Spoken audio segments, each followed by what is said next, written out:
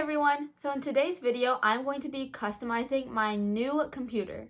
So I tried making a video where I customized my phone last week, but my computer was being really slow while I was designing all the app icons and stuff. And while I was screen recording, it all stopped because I had to close my computer because it was acting up, and then I lost a lot of footage. But now I have a new computer that won't do that. So I'm going to be customizing in today's video.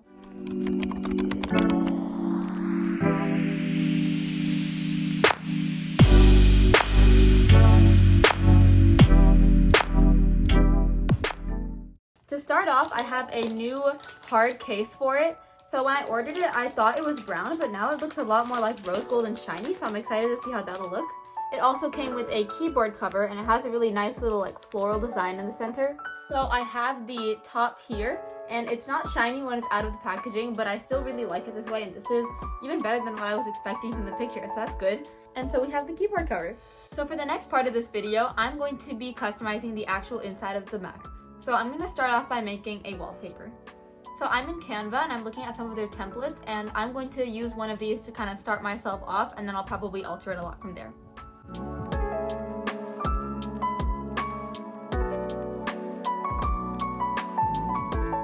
I don't really know where I'm going with this anymore. I might not go off of a template at all. And so I basically just tried a bunch of different things for like a really long time, so this is a very sped up version of it. I basically took a bunch of elements from all the different templates I liked and kind of put together the specific pieces that I liked into one separate wallpaper. So normally I just use the pictures from Pinterest in these corners, but in this video I'm just using the ones from Canva. I worked on finding a color palette I liked, and I kind of stayed around that color scheme for the whole project.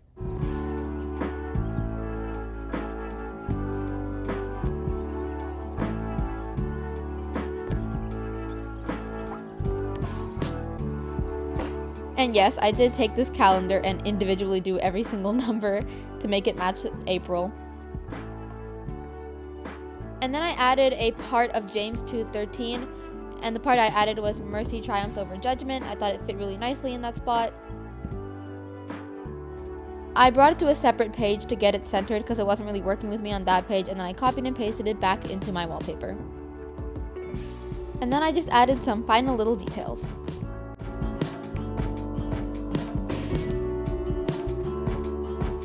So now I finished making my wallpaper. So basically when I got the template off of Canva, I just got a random template, right? So like it's not exactly in the dimensions of this computer. So I'm going to go and search up what the dimensions of my particular computer is. And so now I'm basically going to go into the Canva regular home and go to create a design and click custom size. And I'm going to put that in. And I'm going to download this as a PNG, and then I'm going to go back into the custom size one and place this PNG into it. And as you can see, there's a lot of like margin space on the top and bottom, so I'm going to get this in the center, and I'm going to make the background color match the color of the wallpaper I just made and have saved as a PNG by going into photo colors here and picking the one that's the same as the background. If that doesn't work for you, you could go onto an online hex color picker and find it that way. Okay, so I got this in, and I just realized for some reason when this downloaded, it downloaded mercy without the Y. Canva actually does that a lot, and I don't know why, so I basically went back in and expanded the text box for mercy, and it made the Y come back, and I put that new PNG into the custom size template. I don't even know how I didn't notice that. So now that I have it here, I'm going to download this as a PNG, and I'm actually going to title it wallpaper this time. And now that it's downloaded, I'm going to delete the other one that's in the wrong dimensions, or for me, the other three. I'm going to go into System Preferences, Desktop and Screensaver. So normally I would just drag this in and put it here, and that does work, but on my old computer, I had a problem where every time I like shut down my Mac and opened it again, it would just go away. So I think I might actually want to put it into Photos first. Okay, so I've selected it through Photos now, so hopefully it'll actually stay. So now I'm going to go in and put my folder icons. I have a lot of icons from my old computer that I've already got. So I got this black file folder PNG from the internet. Usually I like to use the white one for when I have a dark background, and here I have these little block things in the dark background. So the white one, I actually couldn't find one online. So what I did was I went and made one on my phone. I basically just went into Procreate in a different layer and traced over it. I will probably be showing how to do that in a different video. So once you've made your folder icon, or if you've got a different type of icon that you want for your folder or your image from the internet, When you have it pulled up as a PNG here, you can just select it, and doesn't matter the size you select it in, and then copy it. So for example, taking out the little flock file folder here, I'm going to go into get info, and you can do that by doing Command I.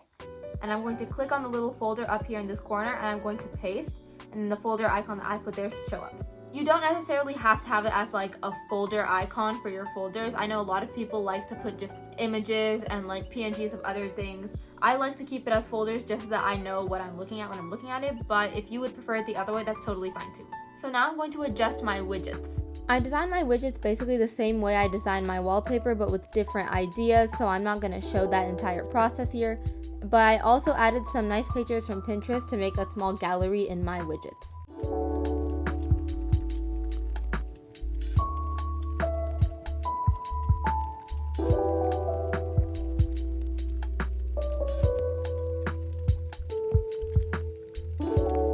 And for some finishing touches, I added this screensaver that was already made by Apple from their desktop and screensaver tab.